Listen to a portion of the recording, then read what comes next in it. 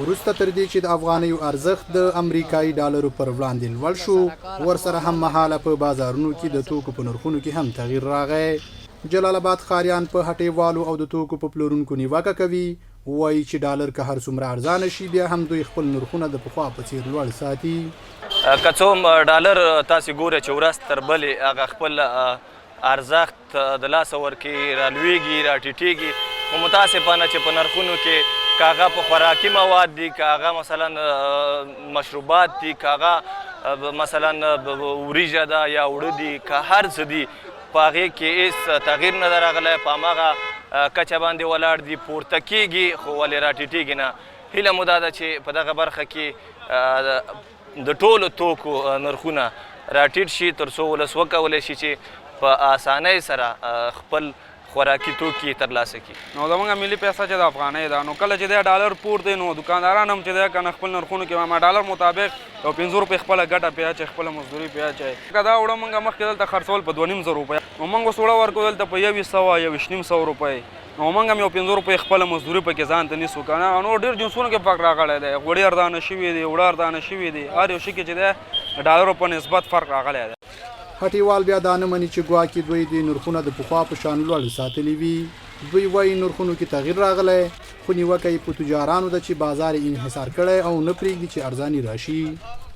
تاسو وګورئ چې ډالر 1.6 ته رسېدلی و هماغه نرخونه دي که اوس ډالر 90 نه ښکته شو یا 90 په شاوخوا کې دي هماغه نرخونه دي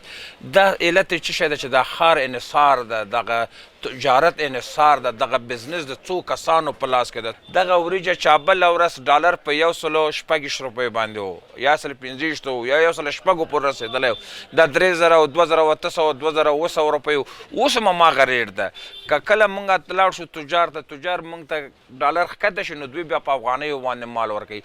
یو شمېر هټیوال بیا د تجارانو ننګه کوي او ملامتیا ټوله په نړیوال بازار ور اچوي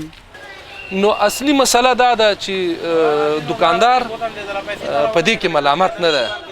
او تجار هم زه نه ملامتوم اصلا دا خود باید سړی په دې سوچ وکړي اوس که ما زه دا ووایم چې د افغانستان په دغه اسلامي امارت باندې زه دا ملامتیا نه دام نه ده دا هم بې انصافي ده ځکه دا د دوی په وس کې هم نه ده که نه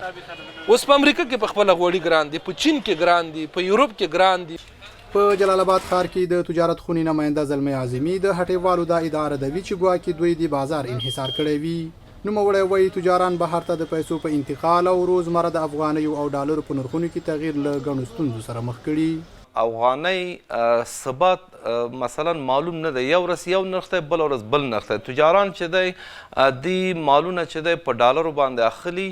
او کله چې دلته امارت اسلامي وایي چې تاسو مالونه په افغانیو باندې خرڅ کړئ درست دی موږ د قانون او د امارت اسلامي د هدایت په رڼا کې موږ به دا کار وکړو البته داسې یو بانک وي داسې یو بااعتماد ځای وي چې البته موږ مالونه خرڅوو دکاندارانو ته په افغانۍ ورکوو دکانداران خو موږ ته نقد پیسې نه ورکوي دی خو موږ نه په قرضونو باندې اخلي البته 10 ورځې 20 ورځې موږ نه مال واخلي دی په قرض باندې اخلي نو البته چې بیا 20 ورځې بعد یا 10 ورځې بعد موږ ته پیسې لاسته راځي دلته په زرونو باندې دکانداران دي په زرونو باندې تجاران دي که یو ځای کې یو دکاندار ورته نرخ ګران وي بل دکاندار ته ورځي البته دکانداران په 10 افغانۍ په 20 افغانۍ دی مال خرڅوي په بازار کې همداسې تجار ریټ دقیق معلوم دی نو فکر نه کومه که داسې ظلم په دغه شرایط کې چې زموږ ملت په سختو شرایطو په سختو ستونزو سره مخامخ دی فکر نه کوم که څوک دومره ظلم وکړي دا په داسې حال کې ده چې په تیرو 2-3 ورځو کې د افغانیو ارزښت د ډالر په مقابل کې نږدې 15 افغانۍ لوړ شوی نن په جلال آباد ښار کې یو امریکایي ډالر په 88.10 افغانۍ تبادله کېده د افغانستان بانک په وینا ښایي د افغانیو ارزښت د ډالرو پر وړاندې لا نور هم لوړ شي